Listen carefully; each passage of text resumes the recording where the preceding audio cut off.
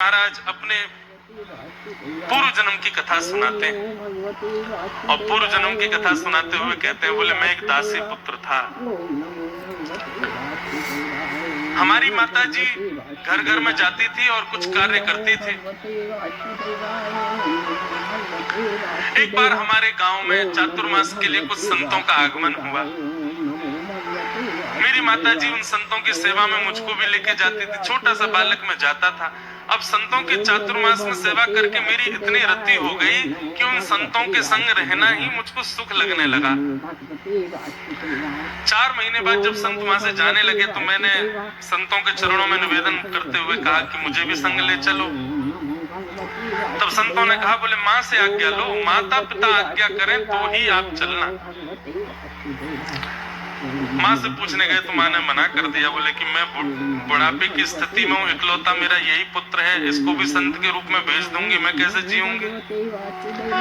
संतों ने नारद जी महाराज से कहा, बोले देखो अभी माँ आपकी वयोवृद्ध है, अब एक काम करो, जब तक माँ विराजमान है तब तक इनकी सेवा को ही भक्ति मानो, इनकी सेवा को ही भक्ति का स्वरूप दे दो।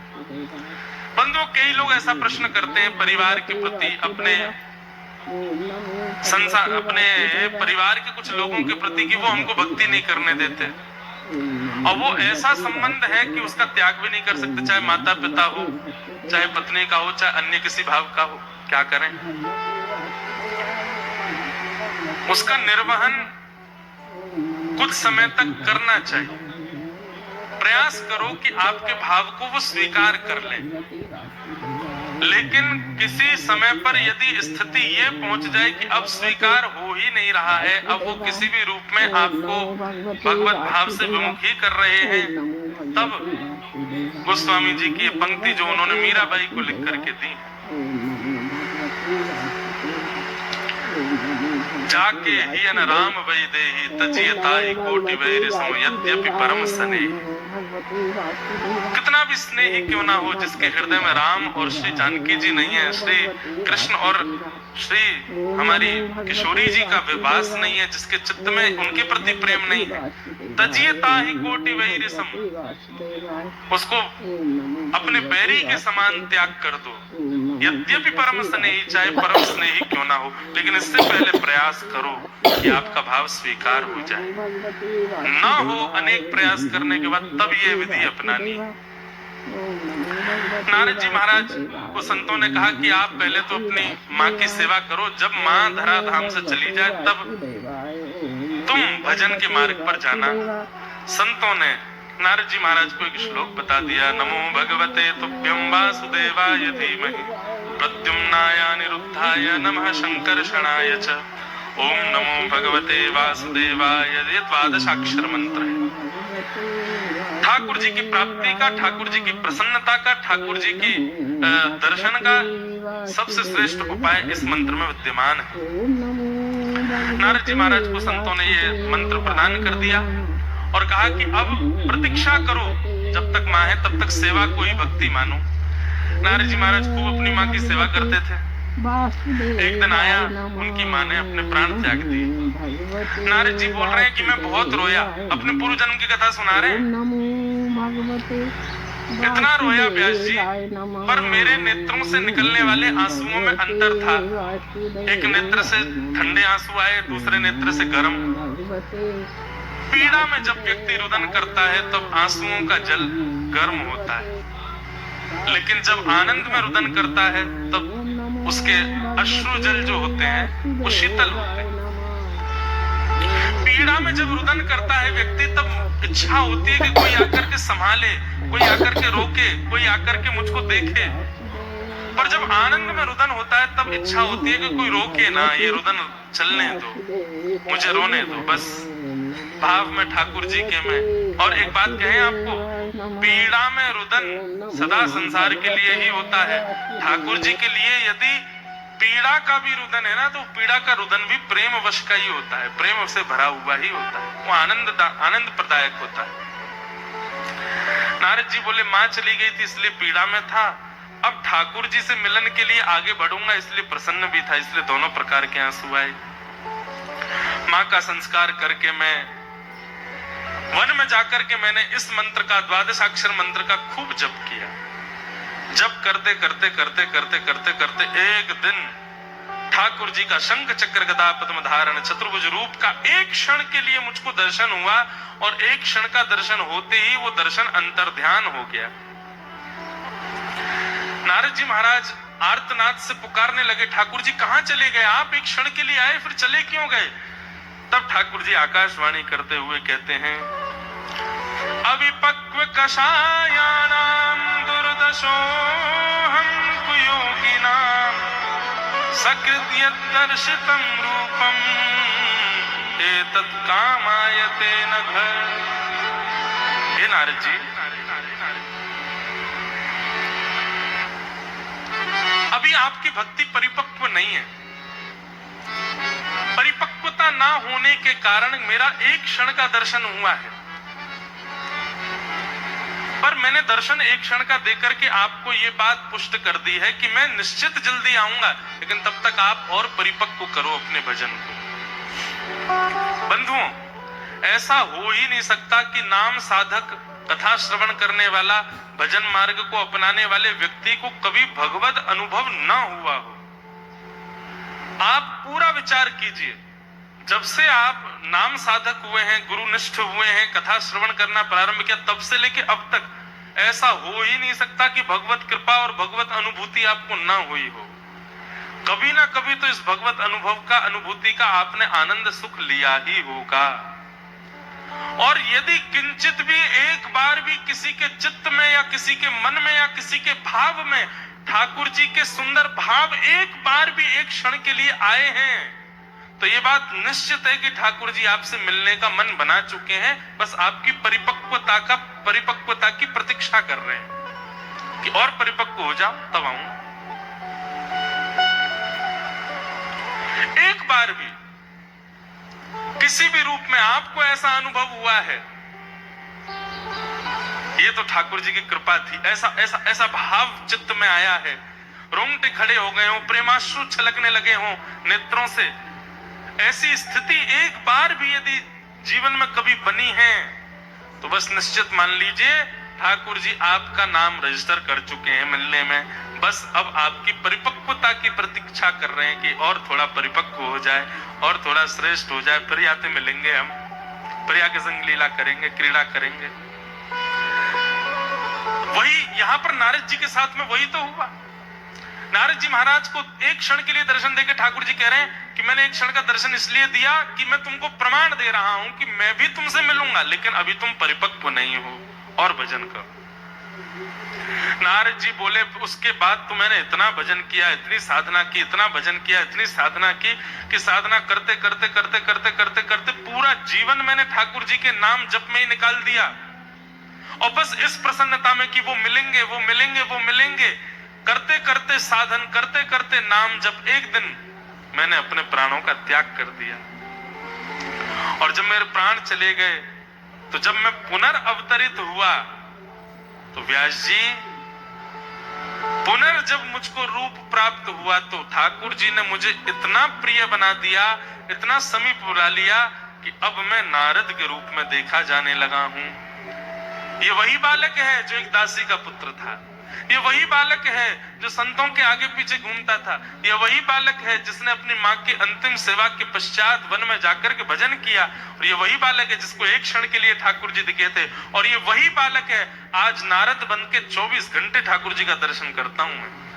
और केवल नारद जी की इतनी उपयोगिता नहीं है, ठाकुर जी किसी से भी मिलने का मन बनाते हैं तो सबसे पहले नारद जी से पूछते हैं, तुम बताओ मिले कि नहीं।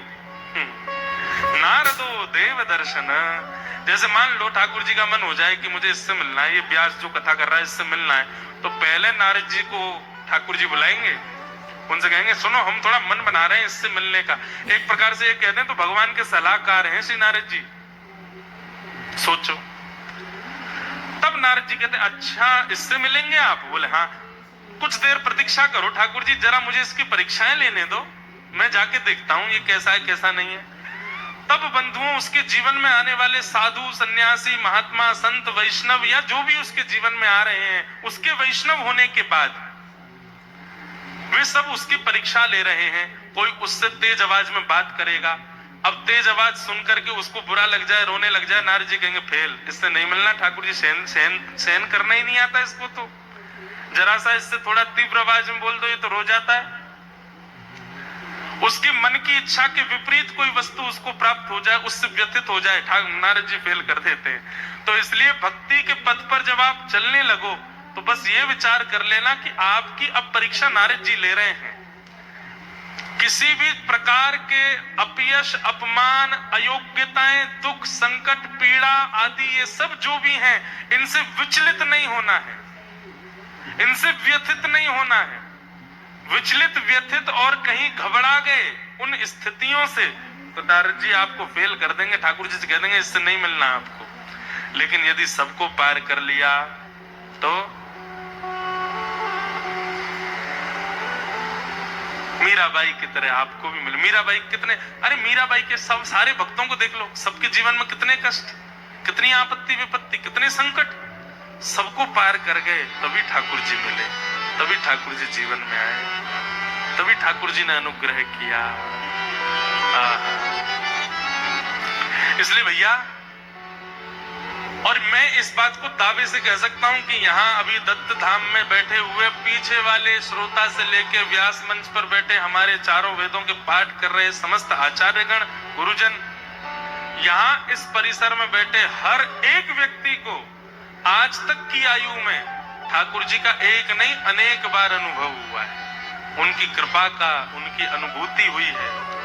किसी न किसी रूप में आपने वो अनुभव किया है कि ये परम सत्ता के द्वारा ही की गई थी योजना, ये हमारे बस की नहीं थी। तो इसका मतलब क्या है, मैं और सहित आप लोग, हम सबसे ठाकुर जी मिलने को मन बना चुके हैं, बस हमारी परिपक्वता का विचार कर रहे हैं, प्रतीक्षा कर रहे हैं, हम परिपक्व हों तो वो हमसे मिले। नारद जी महाराज बोले, आज मैं नारद बन चुका हूं।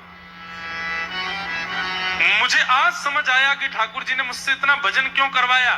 व्यास जी बोले क्यों करवाया? बोले क्योंकि भगवान भजन प्रारब्ध को नष्ट करता है, और प्रारब्ध यदि रह जाते हैं तो पुनर्जन्म होता है। ठाकुर जी ने एक क्षण दर्शन करके मुझसे कहा कि अभी तुम परिपक्व नहीं हुए हो और भजन करो। तो मैंने इतना भजन किया, इतना भजन किया, मेरे 2-4 जन्म और होने थे, पर मैंने एक ही जन्म में इतना भजन कर लिया कि चार जन्मों में जो प्रारब्ध से मुझको जन्म लेने थे, वो एक ही जन्म में भजन से मैंने उन प्रारब्धों को नष्ट कर दिया। और प्रारब्ध नष्ट होते ही अब जन्म लेने का तो कोई औचित्य बचा नहीं, तो ठाकुर जी ने मुझे देव स्वरूप बना करके नारद के रूप में व्यवस्थित कर दिया है।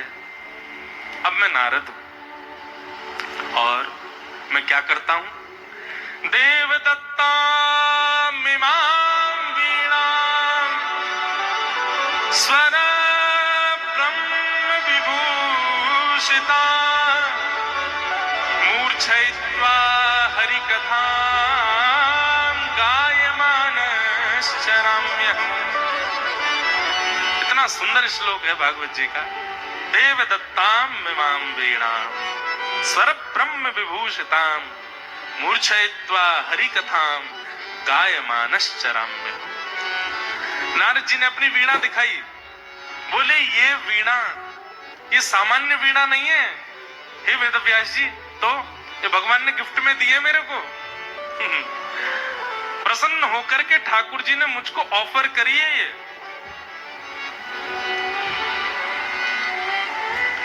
वेदव्यास जी बोले जरा हमको भी तो दिखाओ, ने हाथ स्पर्श तो करा, तो ठाकुर जी ने दी अपने हाथ से। बोले हाँ।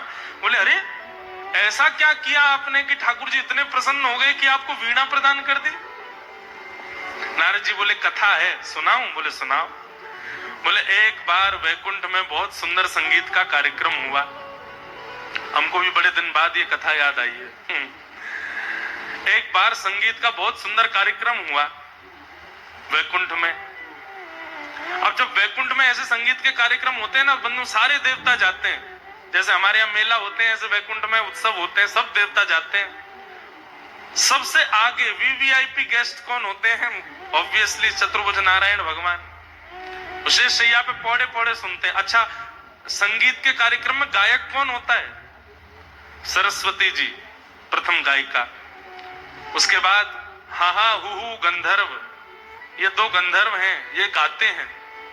उसके बाद अपनी शिव वीणा लेकर के महादेव आते हैं, वो महादेव भी गाते हैं, सबका गायन होता है। जो भी गाने में और सुंदर कलाकृति में निपुण है उससे। अच्छा एक बात कहूं बंधु, अगर किसी के पास में किंचित भी गाने का स्वर है, कंठ है, किसी के पास में स्वर है, चाहे वो कीर्तन गाने के लिए हो, चाहे वो वैदिक मंत्र गाने के लिए हो, चाहे वो पुराणों के श्लोक गाने के लिए हो, वेदों की ऋचाएं गाने के लिए हो, यदि आपके पास में कंठ है तो निश्चित है यह भी एक प्रमाण है कि ठाकुर जी आपसे मिलना चाहते हैं, इसलिए आपको कंठ युक्त करके भेजा है। और ये बात हम नहीं कह रहे हैं, ये बात भी हमारे वृंदावन के अष्ट सखाओं में से श्री कुम्भनदास जी की ये वाणी है कि यदि कोई कंठ युक्त है, किसी के पास में गला है, गले का मतलब होना है कि बहुत सुंदर गायक होना नहीं, सामान्य है, इतना है कि हाँ कीर्तन ताल में गा लेते हैं, स्वर में गा लेते हैं, इतना कंठ भी यदि तुम्हारे पास है तो कंठ युक्त करके ठाकुर जी उसी को भेजते हैं जिससे ठाकुर जी स्वयं मिलना चाहते हैं। भैया यदि किसी पे यदि स्वर है तो अपनी पीठ थपथपा लो कि हम तो ऑलरेडी रजिस्टर्ड है, वीजा हमको पहले से मिला हुआ है, हमको इंटरव्यू की आवश्यकता नहीं है। बस उस कंठ का प्रयोग लोक रंजन के लिए मत करिए, उस कंठ का प्रयोग जन रंजन के लिए बिल्कुल मत करिए, फिर तो वो येन केन प्रकारेण उस कंठ से सारी सेवा ठाकुर जी की ही होनी चाहिए। एक बार महाराज जी छोटी सी कथा और सुनाए। कुम्भनदास जी को, कुम्भनदास जी के स्वर से प्रसन्न होकर के फतेहपुर सीकरी के राजा ने उनको अपने दरबार में गाने के लिए बुलाया। 10 बार सैनिक भेजे, नहीं गए। 11वीं बार सैनिक आए तो फिर कुम्भनदास जी इसलिए गाने गए, बोले कि नहीं जाऊंगा तो ये बार बार आते रहेंगे। कुम्भनदास जी चले गए। कुम्भनदास जी गए तो राजा से कहा कहिए क्या करना है। बोले कि आप एक दिन भैरव राग गा रहे थे, मुझे बहुत अच्छा लगा था, आप मुझे गा के सुनाओ। कुम्भनदास जी बोले पक्का है ना, केवल राग भैरव सुनना है, गाने के लिए मैं स्वतंत्र हूं, कुछ भी गा सकता हूं। बोले हाँ शब्द आप कुछ भी गाओ, राग भैरव गाना। कुम्भनदास जी बोले अब सुन तू। और कुम्भनदास जी ने गाया, भगत को कहा सीख रिसो काम, आवत जात पन्हैया टूटी, बिसर गयो हरि नाम, भगत को कहा सीख रिसो काम। भगत को कहा सीख रिसो काम, आवत जात पनैया टूटी, बिसर गयो हरि नाम, जाको मुख देखत दुख लागत, ताको करण परी प्रणाम, कुंभन दास लाल गिरधर बिन और न दूजो काम। कुम्भनदास जी महाराज कह रहे हैं जाको मुख देखत दुख लागत, ताको करण पड़ी प्रणाम।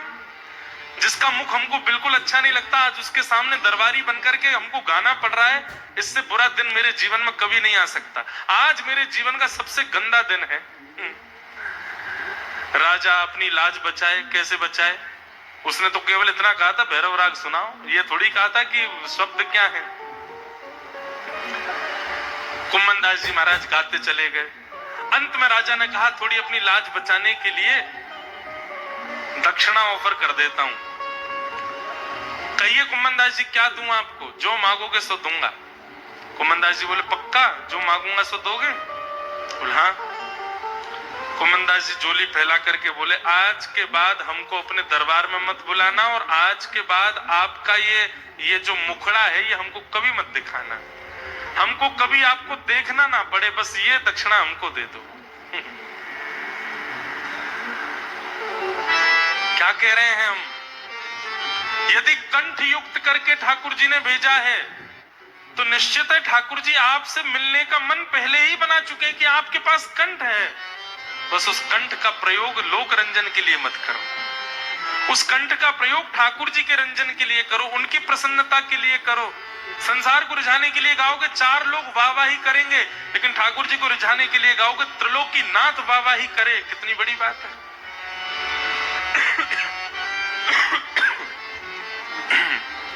अब मेरे को बार बार यही प्रसंग याद आते जा रहे हैं। ठाकुर जी को गायन इतना पसंद है।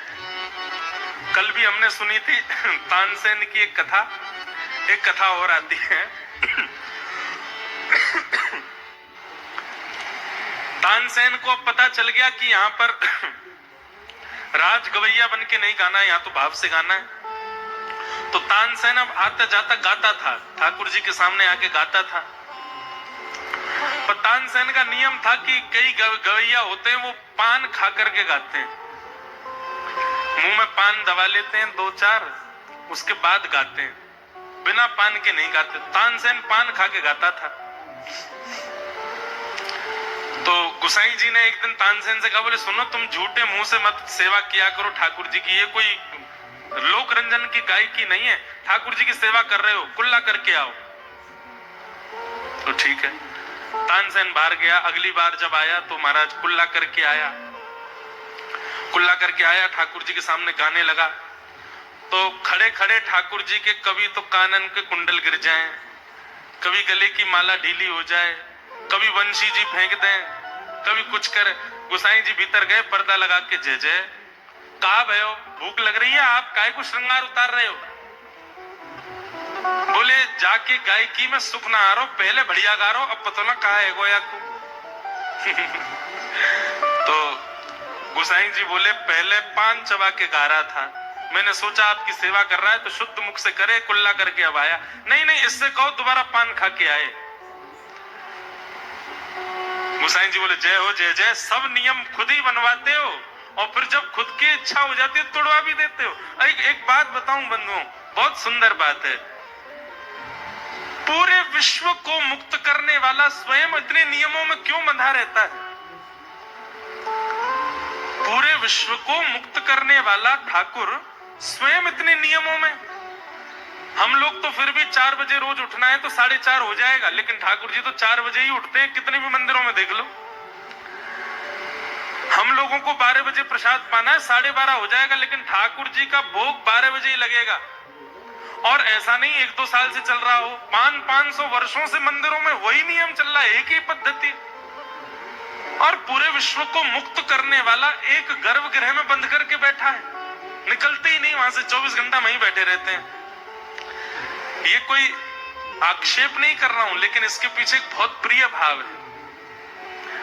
ठाकुर जी ने अपने आप को इतने नियमों में और इतने दायरों में इसलिए बांध दिया है, मानो ठाकुर जी हमको चैलेंज कर रहे हैं, तुम्हारी भक्ति में सामर्थ्य हो, तुम्हारे भाव में सामर्थ्य हो तो हमारे नियम को तोड़वा के दिखाओ।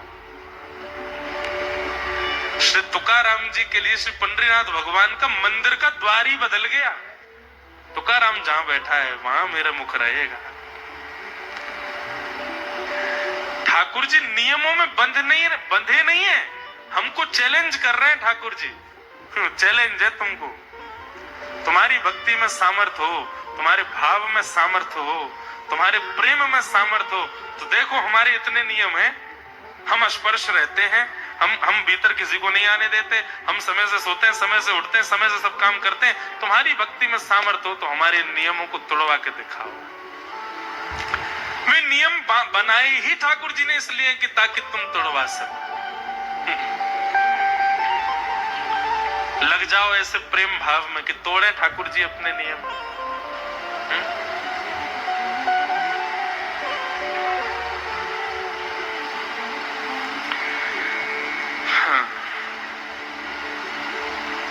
रामदास बोढ़ाना नाम सुना? गुजरात में श्री डाकोर जी का मंदिर है।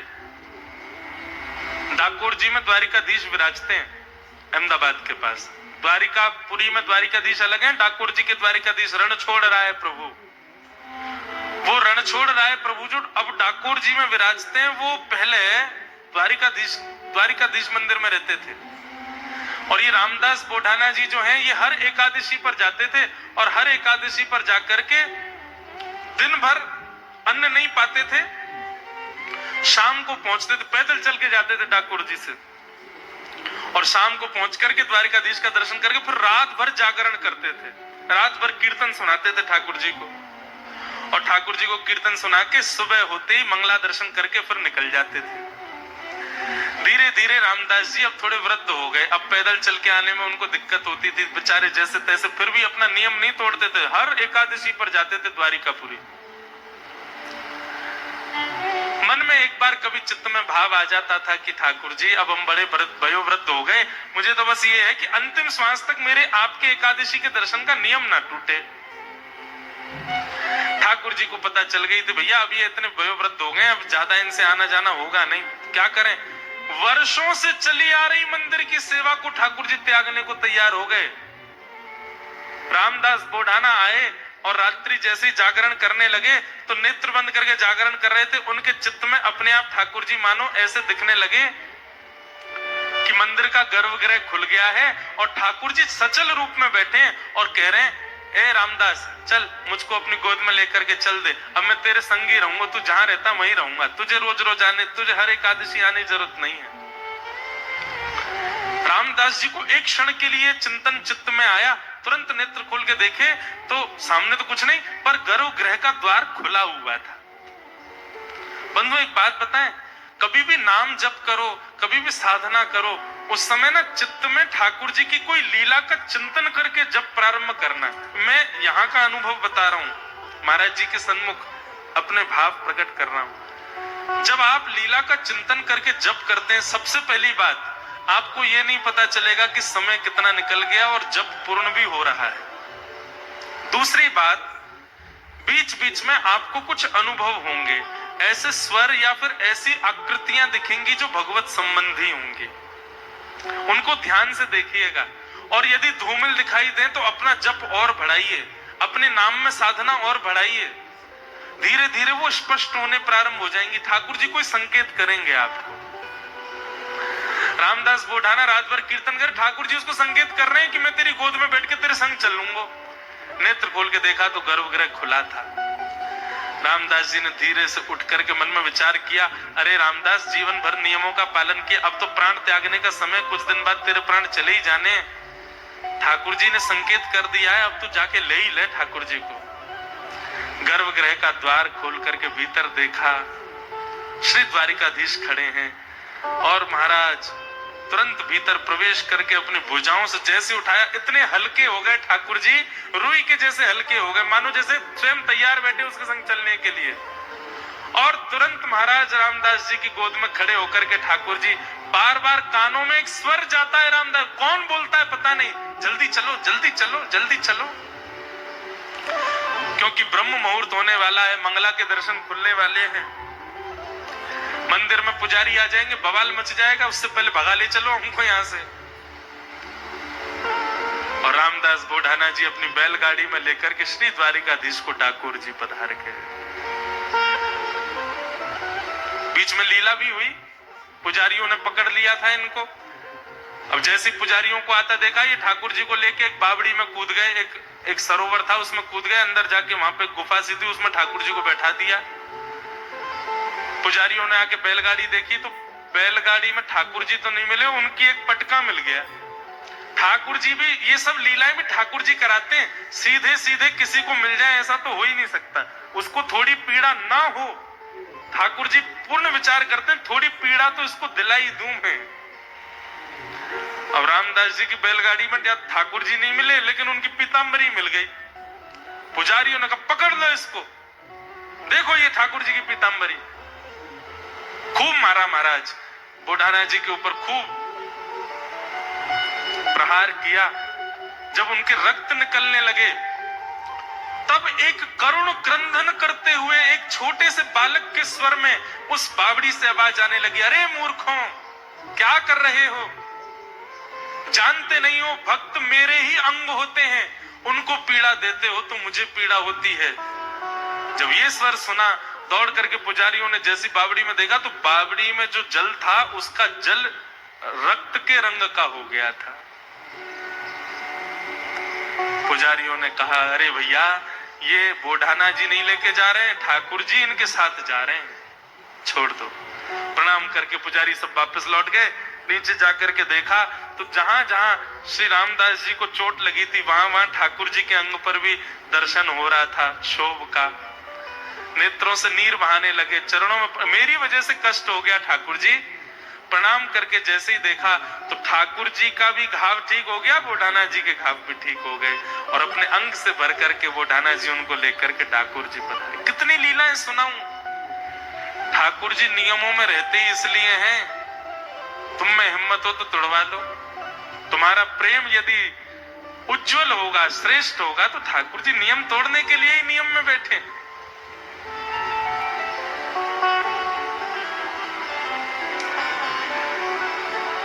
तो हम कहां से कहां पहुंच गए, कथा कहां चल रही थी। नारद जी, हाँ, वैकुंठ में एक संगीत का कार्यक्रम हुआ तो मैं इस बात पर चर्चा कर रहा था कि कंठ मिले तो समझो भगवान की कृपा है। और कहां से कहां कथा चली जाए क्या है, 1 महीना तक है, कहां जाएगी, लौट के तो यहीं आएंगे। भाव से चल रही है। तो एक संगीत का कार्यक्रम हुआ वैकुंठ में, बड़े बड़े संगीतज्ञ आए मंच पर, सब देवता भी बैठे थे। अब नारद जी का इतना अधिकार है कि नारद जी सब देवताओं से आगे निकल करके और भगवान की शेष शैया से कमर लगा के बैठते हैं। ठाकुर जी को प्रणाम करके, जैसे किसी का बहुत अधिकार होता है, गुरुजनों के बहुत समीप रहता है, ऐसे ही नारद जी सीधे जाते हैं और ठाकुर जी को प्रणाम करके शेष शैया से कमर लगा के बैठते हैं ठाकुर जी के चरणों के पास। भगवान पौड़े थे, नारद जी प्रणाम करके बैठ गए। हा हा हु गंधर्व गा रहे थे, नारद जी आंख बंद करके सुन रहे थे स्वरों को। ठाकुर जी नारद जी को देख रहे थे। नारद जी को देखते देखते भगवान को एक आनंद लीला सूझने लगी, अंदर मन में भाव आने लगा। बोले सब गाते हैं, कभी नारद गाता हुआ नहीं दिखा मुझे, क्या करें, नारद के पास बेचारे के पास कंठ नहीं है ना, गा नहीं सकता। तो भगवान ने एक लीला करी, अपने पैर के अंगूठे से नारद जी के चोटी घुमाने लगे गोल गोल। वहीं बैठे थे नारद जी। नारद जी पीछे मुड़े, जी जय जय, आज्ञा। भगवान बोले इधर आओ। नारद जी पास गए। ठाकुर जी बोले तुम यहां क्या कर रहे हो। संगीत का कार्यक्रम हो रहा है, वैकुंठ में चल रहा है, सब लोग सुन रहे हैं तो मैं भी सुनने आया हूं। भगवान बोले वो बात तो ठीक है, पर संगीत तो उसको सुनना चाहिए ना जिसको संगीत थोड़ा बहुत आता हो। तुमको सारे गामा पा धा नी सा भी नहीं आता, फिर यहाँ क्यों बैठे हो, चलो जाओ भजन करो अपना, निकलो यहां से। नारद जी बोले भगवान ऐसा अपमान तो मत करो। बोले नहीं नहीं नहीं जाओ, जिसको संगीत का ज्ञान ही नहीं है उसको यहाँ आना ही नहीं चाहिए, चलो जाओ यहाँ से। और यहाँ बैठना है, संगीत सीख के आओ पहले। नारद जी को तो बड़ी अपनी, ऐसा नहीं कि उनको अपमान बोध होता है, पर हाँ सब देवता हंसने लगे, वाह उछल कूद के आगे जाके बैठ जाता है, ले ठाकुर जी ने भगा दिया। नारद जी सबको देखने लगे, मोटे मोटे आंसू। आजकल तो आज तक तो बड़ी प्रायोरिटी मिलती थी ठाकुर जी से, और आज ठाकुर जी कह रहे हैं जाओ यहां से। नारद जी बोले जय जय, अब देखना ऐसा संगीत सीख के आऊंगा, ऐसा संगीत सीख के आऊंगा, ऐसा संगीत सीख के आऊंगा, देखना आप। भगवान बोले ठीक है जाओ, अब निकलो यहां से, हमको सुनने दो। नारद जी बेचारे वहां से चले गए। ठाकुर जी तो विनोद कर रहे थे, आनंद कर रहे थे। नारद जी गए सीधे चित्रकेतु के पास। ब्रह्मा जी के पिए हैं चित्रकेतु। चित्रकेतु के पास जाकर के नारद जी बोले इस ब्रह्मांड में सबसे बड़ा संगीत का उद्गाता कौन है, सबसे बड़ा संगीत का ज्ञानी कौन है, उसका पता बताओ, मैं सीखने जाऊंगा।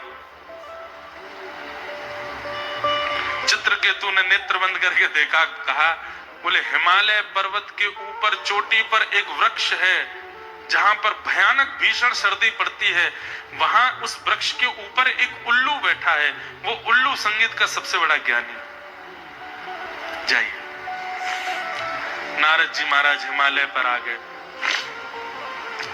उल्लू के पास बैठे, बोले गुरुदेव हमको संगीत सिखाओ।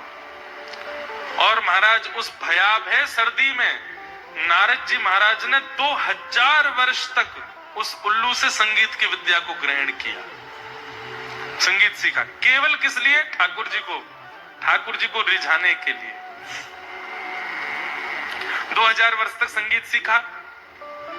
जैसे ही प्रणाम करके जाने लगे तो उल्लू महाराज बोले, सुनिए, अपने संगीत को थोड़ा और तराशने के लिए ना कुछ समय आप महादेव के पास जाओ, कुछ दिन महादेव से भी संगीत सीखो। ठीक है। और 1000 वर्ष के लिए फिर नारद जी महाराज महादेव के पास गए, वहां संगीत सीखा। 3000 वर्ष साधना की संगीत की। और महादेव के यहाँ सीखने के बाद एक दिन महादेव ध्यानस्थ बैठे थे और नारद जी महाराज के स्वर को सुनकर के बस उन्होंने प्रसन्न होकर के आशीष दे दिया, वाह बहुत सुंदर। बस महादेव बहुत सुंदर बोलते हैं, उसके बाद क्या करना? 1000 वर्ष वहां साधना सीखने के बाद नारद जी बोले, अब सुनाऊंगा ठाकुर जी को, मुझे भगा दिया था वहां से। अच्छा, ये कोई प्रतिस्पर्धा या ईर्ष्या नहीं, ये प्रेम जहां प्रेमी होते हैं वहां ऐसी बात हो जाती है ना। नारद जी बोले, मुझको भगा दिया था सभा से, तुम जानकार नहीं हो, अब देखना ऐसा गाऊंगा, ये हा हा हु गंधर्व भी मेरे सामने नतमस्तक हो जाएंगे। अरे सरस्वती का स्वर भी मेरे सामने फीका लगने लगेगा। ठाकुर जी के प्रति थोड़ी सी लड़ाई झगड़े की भाव आ जाए, यहां तक तो ठीक था, पर हा हा हु गंधर्व और सरस्वती, इनके प्रति जो ईर्ष्या का भाव आया, ठाकुर जी को ये प्रिय नहीं था। भगवान बोले, नारद श्रेष्ठ तो हो गया, लेकिन ईर्ष्या आ गई इसके चित्त में।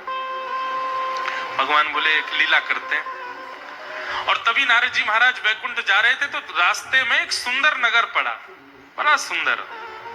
वहां के लोग इतने सुंदर कि किसी भी व्यक्ति को देख लो उसी को देखते रह जाओगे, इतने सुंदर। लेकिन हर व्यक्ति में एक कमी, किसी की एक उंगली नहीं है, किसी के एक पाम नहीं है, किसी का एक हाथ नहीं है, किसी की एक आंख नहीं है, किसी का एक कान नहीं है, हर व्यक्ति अपंग उस नगर में। नारद जी महाराज बोले, कितनी सुंदर नगर, मैं 3000 वर्ष की साधना में गया, एक नया नगर ही बन गया, लेकिन भैया इस नगर में सब लोग अपंग जैसे क्यों हैं? एक भी व्यक्ति परिपूर्ण नहीं है। नारद जी ने एक भैया को रोका, सुनो, ये कौन सा नगर है और इस नगर के लोग इतने सुंदर हैं, मेरी तो नजर ही नहीं हट रही है, पर मेरे मन में संशय आ रहा है कि आप सब लोगों के हाथ पांव और ये हाथ पैर अपंग क्यों हैं? वो कहने लगे, अरे भैया बस पूछो मत, इस नगर का नाम है संगीत, और हम लोग जो तुमको दिखाई दे रहे हैं ना, हम संगीत की सब राग रागनियां हैं। मैं भीमपलासी राग हूं, वो जो बिना पैर के घूम रहा है ना बेचारा लंगड़ा सा, वो भैरव राग है। वो भैरवी राग घूम रहा है वहां पे, उसकी एक हाथ नहीं है। ये सारे राग रागनियां हैं। वो देखो यमन बेचारा बिना, क्या बोलते हैं उसको, हमारे यहाँ क्या बोलते, बैसाख, कौन सी बैसाख है? बैसाखी। देखो बैसाखी लिए चल रहा है यमन राग। बैसाखी समझते हैं? कोई व्यक्ति यदि भगवत अनुग्रह से यदि उसको एक चरण नहीं होता तो बेचारा वो एक सहारा लेके जो चलता, उसको बैसाखी बोलते हैं। देखो वो यमन राग घूम रहा है, ये देखो भैरव की स्थिति देखो, भैरवी बेचारा वहां पड़ा है। ये हम सब राग रागनियां हैं। ओहो, संगीत सुनते ही और महाराज राग रागनियों का नाम सुनते ही नारद जी तो नतमस्तक हो गए। 3000 वर्ष से इन्हीं की तो साधना कर रहा था मैं। एक एक को जाकर के प्रणाम करने लगे, दंडवत करने लगे। सब कहने, आप इतना प्रणाम क्यों कर रहे हो भगवान? बोले, मैं अपना परिचय बाद में बताऊंगा, लेकिन आप पहले मुझे ये बताइए, आपके हाथ पांव किसने तोड़े? सब संगीत की राग रागनियां बोले, बस पूछो मत, एक नया गवैया हुआ, उसका नाम है नारद। वो ऐसा तोड़ मरोड़ करके गाता है, उसी के गायन की वजह से देखो हम सब अपंग हो गए। किसी के हाथ चला गया, किसी का पैर चला गया, किसी की आंख चली गई है। हम सब उसको खोज रहे हैं। जिस दिन हमको मिल जाएगा वो नारद, पेड़ से बांध करके अपने एक एक स्वर का बदला लेंगे उससे। भैया आपने अपना परिचय नहीं बताया, आपका नाम? नारायण दास नाम है मेरा। नारद जी मिलेंगे तो मैं जरूर लेके आऊंगा आपके पास। नारद जी भागे वहां से, और जो मान चित्त में उत्पन्न हुआ था कि मैं हाँ हाँ वो गंधर्व और सरस्वती को हराऊंगा, वो मान नष्ट हो गया। महादेव के पास गए, बोले कि आपने संगीत तो सिखा दिया, लेकिन अब इस मान को कैसे मर्दन करूं? बोले मान का मर्दन करने का एक ही उपाय है, जिसके प्रति ईर्ष्या प्रकट हुई है उसी के चरणाश्रित हो जाओ।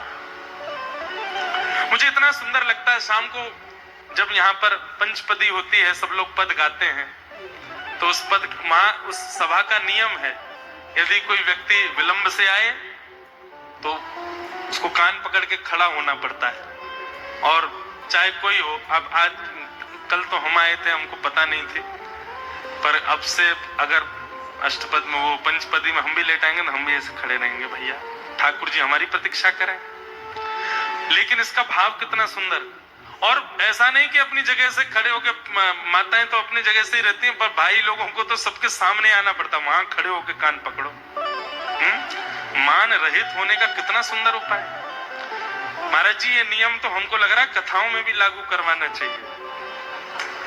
जो कथा में 3 बजे, मतलब 3 बजे के बाद आवे, व्यासपीठ के बाद जो कथा में आए, खड़े हो जाओ, पहले कान पकड़े खड़े रहो तुम। ऐसा नियम हर कथा में होना चाहिए। कितनी जल्दी मान रहित हो जाएंगे लोग, कितना सुंदर। हमारे एक पंडित जी महाराज जी कल वो आए नहीं, क्योंकि जब ये कान पकड़ने वाला विषय मुझे पता चला तो हमने 2-3 पंडित जी मैंने जाओ कान पकड़ो। एक पंडित जी डर के मारे आए नहीं कि मेरे को कान पकड़ना पड़ेगा। मैंने कहा आप आए नहीं? बोले कल से महाराज जी पंचपदी प्रारंभ होगी उससे पहले पहुंच जाऊंगा मैं। मैंने कहा उसका एक और नियम है, पद प्रारंभ होने से पहले पहुंच जाओगे तो भी कान पकड़ना पड़ेगा, पहले क्यों आए? मैंने कहा पद का स्वर शुरू हो तभी पहुंचना है। तो बोले ये तो बड़ी विडंबना, फिर क्या करें? मैंने वहीं डोलते रहो, जैसे पद गाने शुरू हो बैठ जाओ। लेकिन वो कितना अच्छा प्रारूप है उसका। ऐसे हर मंदिर में, हर सभा में, हर सत्संग में, मंदिर में तो नहीं, दर्शन में तो नहीं, वो तो खुला है कभी भी आओ, पर सत्संग में ये नियम होना चाहिए। अगर व्यासपीठ पर आने वाले व्यास या कीर्तन गाने वाले कीर्तनकार के बाद आप आते हो, आपको क्षमा ठाकुर जी से मांगनी चाहिए। आप विचार करो, कभी भी पदावली होती है, कहीं भी कीर्तन होता है, संकीर्तन होता है, ठाकुर जी पहले आके बैठते हैं। सबसे पहले कथा में आने वाले श्रोता कौन है? ठाकुर जी। सबसे पहले ठाकुर जी आते हैं, तो सबसे विलंब से हम लोग आते हैं। महादेव बोले मान रहित होना है तो जिसके प्रति तुम्हारे चित्त में प्रतिस्पर्धा का भाव आया था उन्हीं की शरण में जाओ। नारद जी महाराज हा हा हु गंधर्व के पास गए, बोले मुझे क्षमा कर दो, मैंने अपने आप को आपसे ज्यादा श्रेष्ठ मान लिया, अब आप ही संगीत सिखाओ। हा हा हु गंधर्व ने कहा नहीं नहीं नहीं नहीं भगवान, ये सब भगवान की लीला थी। आपके मान को दूर करने के लिए भगवान ने ये संगीत नगर बनवाया और उस संगीत नगर में इन सबको प्रकट करवाया। आप बिल्कुल निश्चिंत रहें, आपका जो स्वर है, आपका जो गायन है, वो तो अत्यंत विशिष्ट है। नारद जी महाराज बोले मुझे कैसे पता चलेगा? बोले अभी 3 दिन बाद फिर से संगीत का समायोजन होगा, आप पधारिएगा। पिछली बार आपको भगा दिया था, अब की बार ठाकुर स्वीकार करेंगे। सबसे पहले प्रस्तुति हा हा हु गंधर्व ने की, दूसरी प्रस्तुति सरस्वती मैया ने की, तीसरी प्रस्तुति अन्य अन्य देवगणों ने की। सबसे श्रेष्ठ प्रस्तुति करता सबसे अंत में आता है। सबसे अंत में प्रस्तुति देने के लिए नाम उद्घोषणा की महादेव ने। अब हम मंच पे बुलाना चाहते हैं हरिदास वर्य, हरिदासों में जो सबसे श्रेष्ठ हैं, ऐसे श्री नारद जी महाराज को। नारद जी का नाम सुनते ही भगवान बोले हैं नारद गाएगा? बोले हाँ। नारद जी महाराज मंच पर आए, मंच पर आकर के ठाकुर जी को प्रणाम। ठाकुर जी अभी तक तो पौड़े थे, अब बैठ गए। अच्छा नारद गाएगा? बोले हाँ। और श्री नारद जी महाराज ने जैसे ही नेत्र बंद करके स्वर लगाया, ऐसा स्वर गूंजा महाराज आभा मंडल में।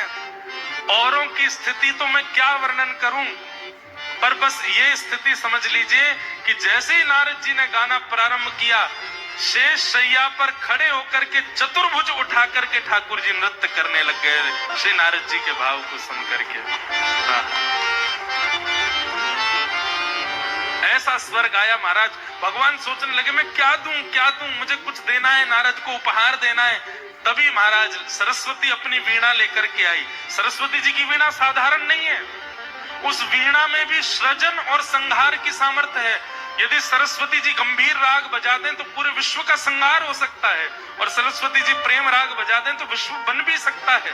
वो संहार और विनाश का भी कारक है वो वीणा ला करके भगवान को प्रदान की, और भगवान ने वही वीणा प्रेम प्रसन्न होकर के नारद जी महाराज को अर्पित करके अपने हृदय से श्री नारद जी को लगा दिया। बोल भक्त वत्सल भगवान।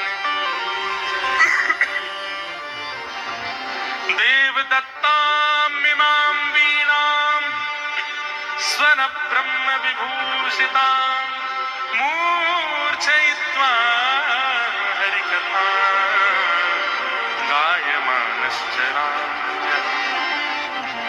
हमारे पूज्य श्री मलुकपीठ वाले महाराज जी एक बार एक बात कह रहे थे, ये देवदत्ता वीणा क्या है?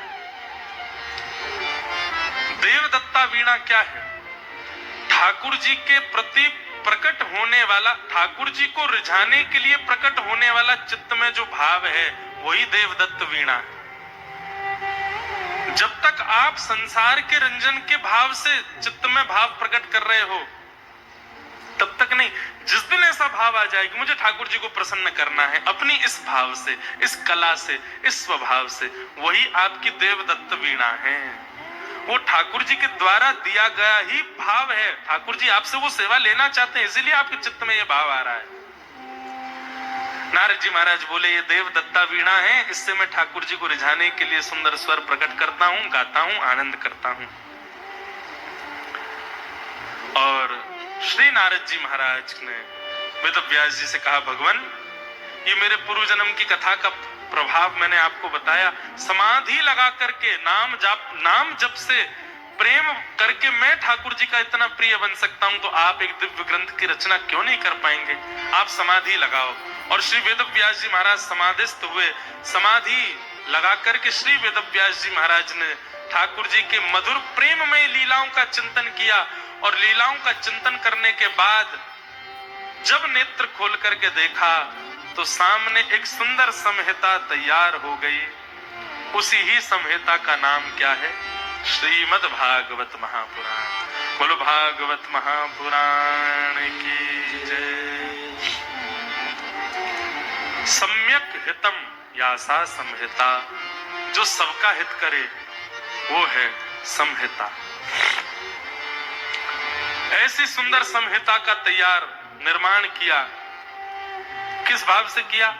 भक्ति योगे न मनसी सम्यक प्रणिहिते मले अपश्यत पुरुषम पूर्वम माया च तदपाश्रयाम अनर्थोपशमं साक्षात् भक्ति योगमदुक्षजे लोकस्य जानतो विद्वान् चक्रे सात्वत संहिता। एक सात्वत संहिता का तैयार निर्माण किया जिसका नाम श्रीमद् भागवत हुआ। लोकस्य जानतो विद्वांस, लोक हित के लिए। और लोक हित किसमें है? लोक हित इसी में है कि लोक और इस लोक में रहने वाले समस्त प्राणी ठाकुर जी से प्रेम करें, ठाकुर जी के प्रति श्रद्धा, ठाकुर जी के प्रति आस्था, ये तो सबकी प्रकट हो जाती है। परंतु लोक हित इसी में है कि आप ठाकुर जी को प्रिय दृष्टि से देखो और उनके प्रति प्रेम भाव रखो। ऐसा प्रेम भाव आप सबके और मेरे चित्त में प्रकट हो, इसी के लिए वेदव्यास जी ने श्रीमद् भागवत की रचना की। अब भागवत की रचना के पश्चात वेदव्यास जी ने मन में विचार किया, घर घर में जन जन तक इसको कैसे पहुंचाया जाए। तब उन्होंने अपने ही पुत्र श्री सुखदेव जी का स्मरण किया, जो कि हिमालय पर जाकर के भजन कर रहे थे। बालकों के द्वारा वेणु गीत का एक श्लोक याद करवा करके भेज दिया। उस वेणु गीत के श्लोक को सुनकर के श्री सुखदेव जी महाराज अत्यंत व्याकुल हो गए ठाकुर जी की प्राप्ति के लिए, और व्याकुल स्थिति में अपने पिता के चरणों में आके प्रणाम करके बोले, भगवान ये वरहा पीड़म नटवर वपुः कर्णयो कर्णकारम, ये मोर मुकुट पहनने वाले मकराकृत कुंडल पहनने वाले, वंशी का नाद करने वाले, ये इस श्लोक में दिखने वाले जो बालक है, ये कौन है? ये परब्रह्म है। और ये अगर ये परब्रह्म है तो फिर अपनी ब्रह्मता का त्याग करके इतने बालकों जैसी हरकत कैसे कर रहा है?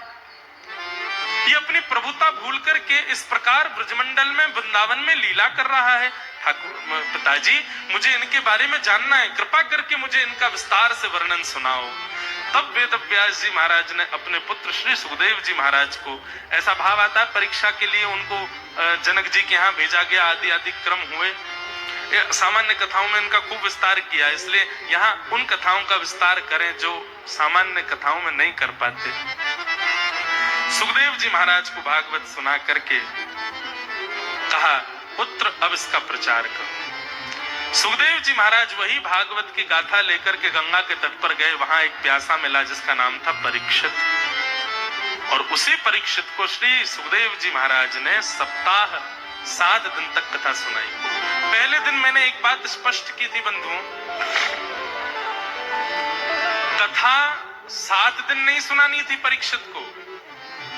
परीक्षित के पास दिन ही 7 थे, कहां जाते? उनकी आयु ही 7 दिन की थी।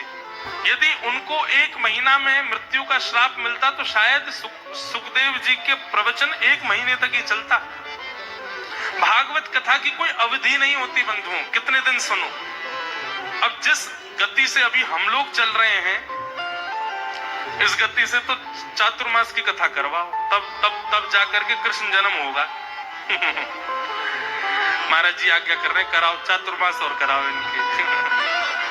महाराज जी, और ये बात सत्य कह रहे हैं, हम गायत्री जब कर रहे थे उसी समय ऐसा एक दृश्य दिखा कि एक बार चातुर्मास के लिए आए और यहाँ बैठ के कथा सुना। अब ये हमारे घर वाले सुन रहे होंगे तो डंडा लेके बैठूंगा, आने दो इसको, 4 महीने कथा करेगा।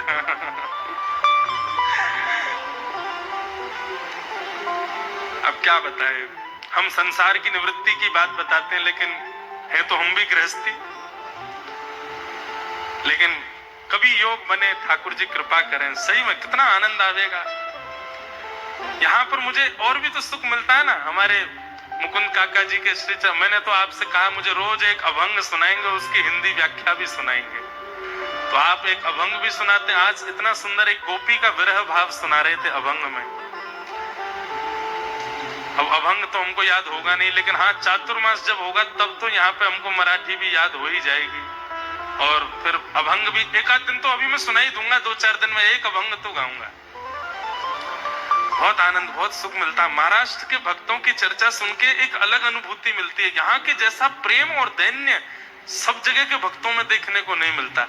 एक प्रकार से मैं कोई तुलना नहीं कर रहा हूं, पर हाँ यदि मेरे स्तर से देखो, मुझसे कहो, मुझे जबकि इतने ज्यादा चरित्र यहाँ के वैष्णवों के पता भी नहीं है, पर जिनके भी पता है अद्भुत है, अतुलनीय है। दैन्य और प्रेम की एक अद्भुत पराकाष्ठा है महाराष्ट्र के भक्त चरित्रों में। तो कभी चातुर्मास भी करेंगे और 4 महीना कथा सुनाएंगे और 4 महीना तक खूब उपासना साधना करेंगे, गंगा जी में खूब डुबकियां लगाएंगे, आनंद करेंगे। और चातुर्मास का समय भी श्रावण के आसपास ही आता है, तो उस समय तो यहाँ और सुंदरता, हरियाली चारों तरफ, ऊपर से मेघ गरजेंगे, बरसेंगे, और महाराज गोदावरी जी भी अपने पूर्ण चरम पर बहेंगी। पता ही नहीं चलेगा कब कहां डूब रहे हैं, पाम ही नहीं पाएंगे, उठा उठा फेंकेंगे एक दूसरे को। खूब आनंद भी होता है। तो कभी योग बने, व्यासपीठ से निकली बात, तो कभी ना कभी तो ये भी क्रम बनेगा। तो श्री सुखदेव जी महाराज ने परीक्षित को इसलिए 7 दिन में कथा सुनाई क्योंकि परीक्षित को 7 दिन में मरने का श्राप था। बाकी वो इस भाव से नहीं गए थे कि 7 ही दिन सुनानी है, जब तक इसकी अंतिम श्वास नहीं आएगी तब तक कथा श्रवण कराएंगे। कथा श्रवण का नियम ऐसा ही लीजिए कि जब तक श्वास चल रही है तब तक हम भागवत के आश्रय में आश्रित रहें, तब तक सत्संग हमारा कभी छूटे ना। अब यहाँ प्रश्न किया, महाराज ये परीक्षित कौन है, इनके बारे में हमें बताओ, इनको 7 दिन में मरने का श्राप क्यों लगा? श्री सुखदेव जी महाराज बोले अब यहाँ से महाभारत का प्रसंग प्रारंभ होगा। यदा मृधे गौरव संजयानाम वीर स्वथो वीर गतिम गतेषु व्रकोदरा विक्त गता विमर्श भ्रगनोरुदंडे धृतराष्ट्र पुत्रे। अब यहाँ से महाभारत का प्रसंग प्रारंभ होगा। हम प्रारंभ तो कर देंगे लेकिन फिर 1 घंटा लगेगा उसकी विश्रांति में। आज का नियम थोड़ा सा सुन लें।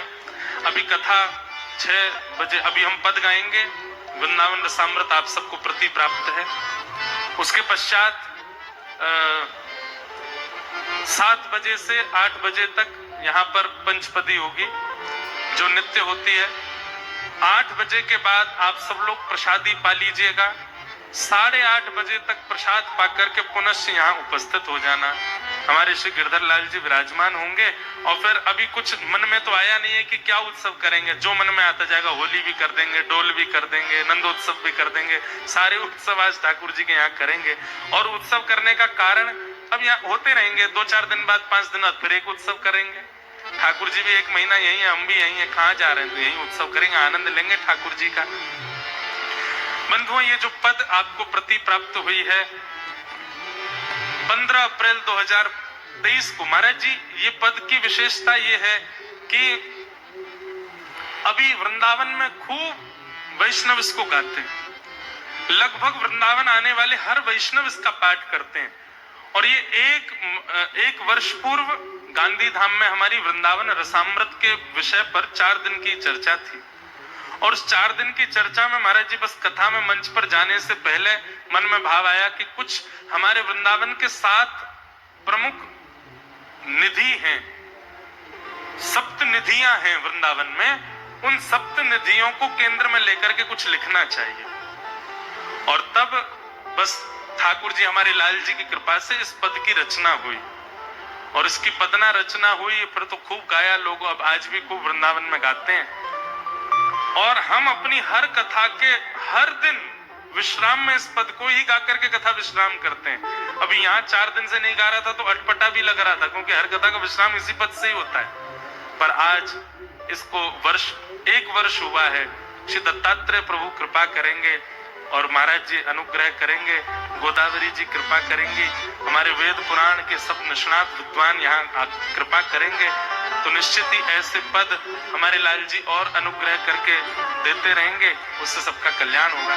थोड़ा सा जानकारी दें। सप्तनिधि महाराज जी वज्रनाभ भगवान के परपौत्र ठाकुर जी के लीला गमन के बाद जब वृंदावन गए, भगवान की 16,100 पटरानियों को लेकर के, ठाकुर जी तो लीला पूरी करके चले गए, अष्टपटरानियां संग चली गई, 16,100 रानियों को लेके वज्रनाभ आए वृंदावन।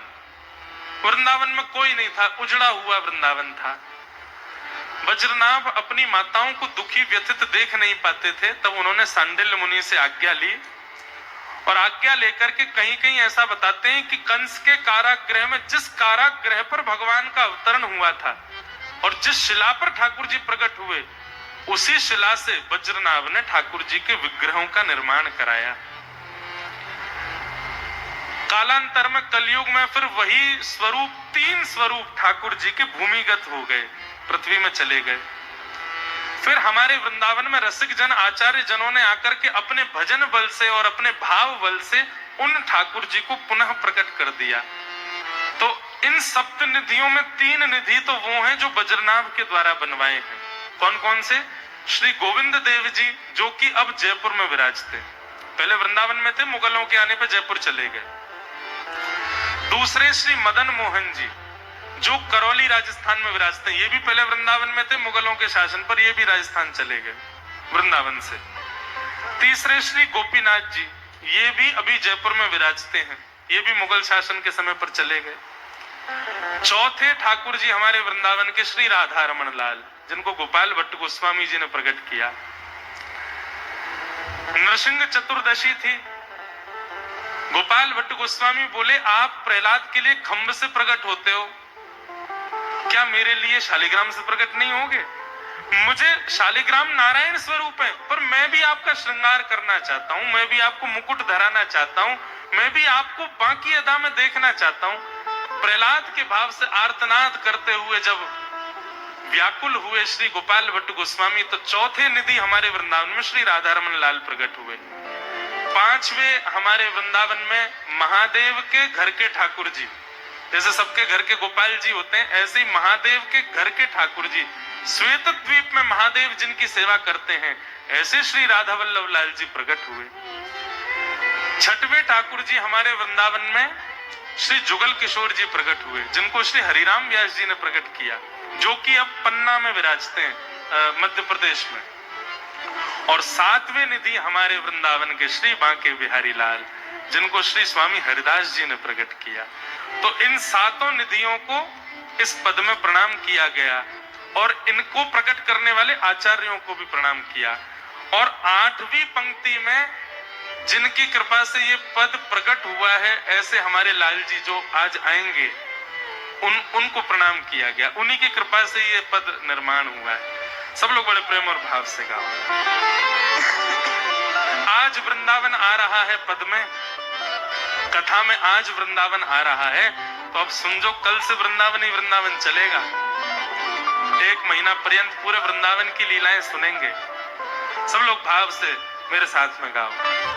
श्यामा हृदय कमल सो प्रगट्यो, श्यामा हृदय कमल सो प्रगट्यो, श्यामा हृदय कमल सो प्रगट्यो, हृदय कमल सो प्रगट्यो, और श्याम हृदय कुभार, वृंदावन जाओ वृंदावन, वृंदावन जाओ, हे श्री वृंदावन मेरो वृंदावन।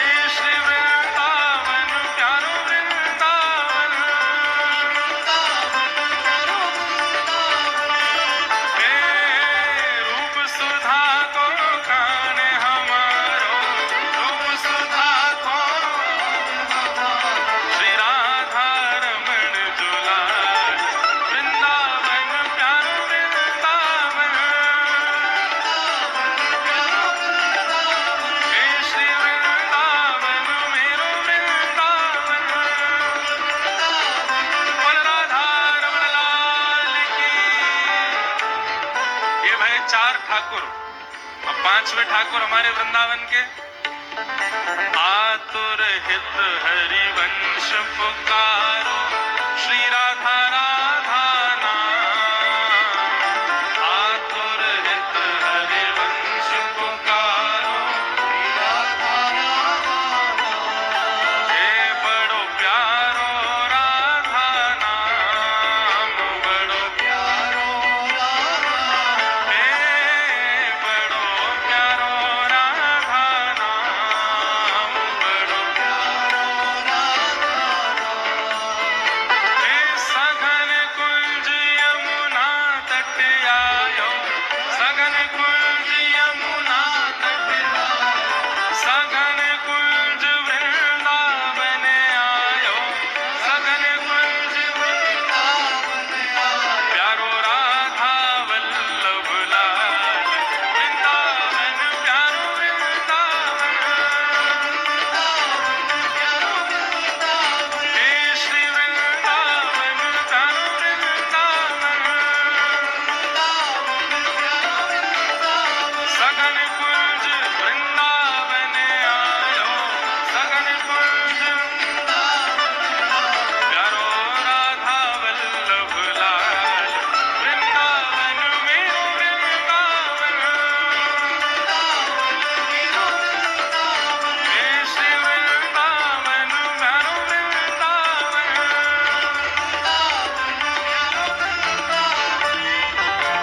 हे जुगल किशोर को लाड़ लड़ायो, नवल कुंज हिय माय।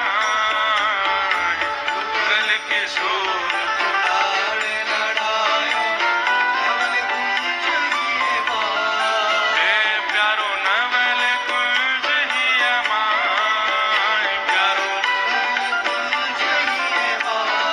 हे प्यारो नवल कुंज हिय माय,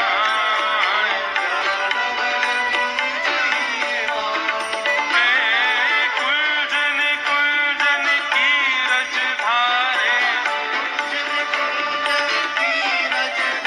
हे कुंजन कुंजन की रज धारे, जहाँ व्यास युगल यश गाए, वृंदावन मेरो वृंदावन, हे श्री वृंदावन प्यारो वृंदावन।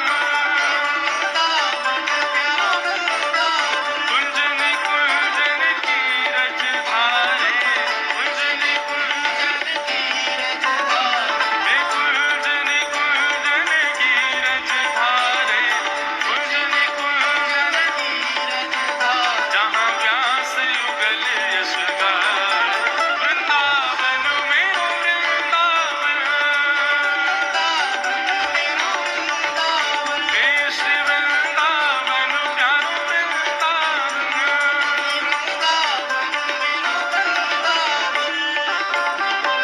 अब हमारे वृंदावन के सबसे आकर्षक ठाकुर जी, सबरी भीड़ जिन्होंने आकर्षित कर रखी है, कौन है? हे भुवन चतुर्दश की सुंदरता, निधिवन करत विहार। भुवन चतुर्दश की सुंदरता, निधिवन करत विहार। भुवन चतुर्दश की सुंदरता, निधिवन करत विहार। भुवन चतुर्दश की सुंदरता, निधिवन करत विहार। कौन? श्यामा प्यारी बांके बिहारी, श्यामा प्यारी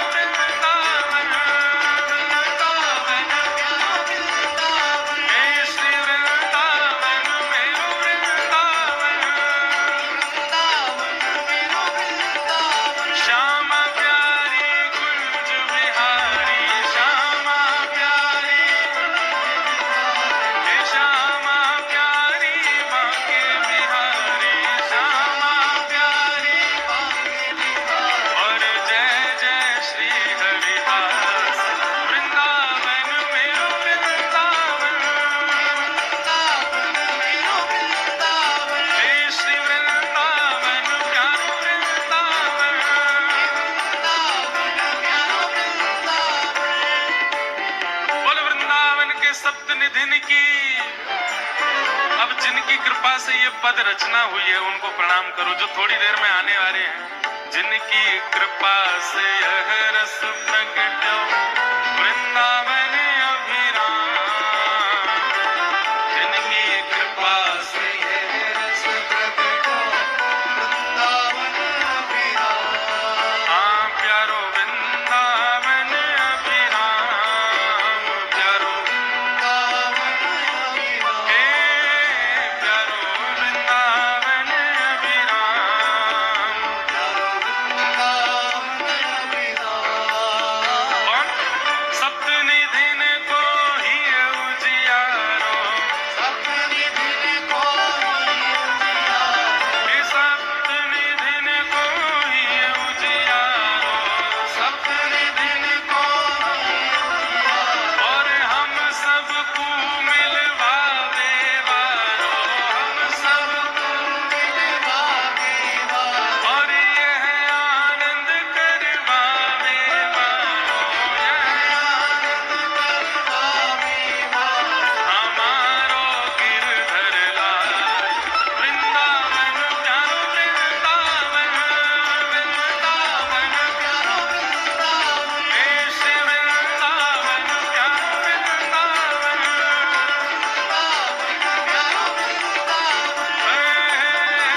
हम सबको मिलवावे वारो, हम सबको मिलवावे वारो, और यह आनंद करवावे वारो, यह आनंद करवावे वारो। हमारो गिरधर लाल वृंदावन प्यारो वृंदावन, वृंदावन प्यारो वृंदावन, हे श्री वृंदावन प्यारो वृंदावन, वृंदावन प्यारो वृंदावन, हे श्री वृंदावन मेरो वृंदावन, वृंदावन मेरो वृंदावन, हे श्री वृंदावन प्यारो वृंदावन, वृंदावन प्यारो वृंदावन, वृंदावन मेरो वृंदावन, वृंदावन मेरो वृंदावन, हे श्री वृंदावन प्यारो वृंदावन,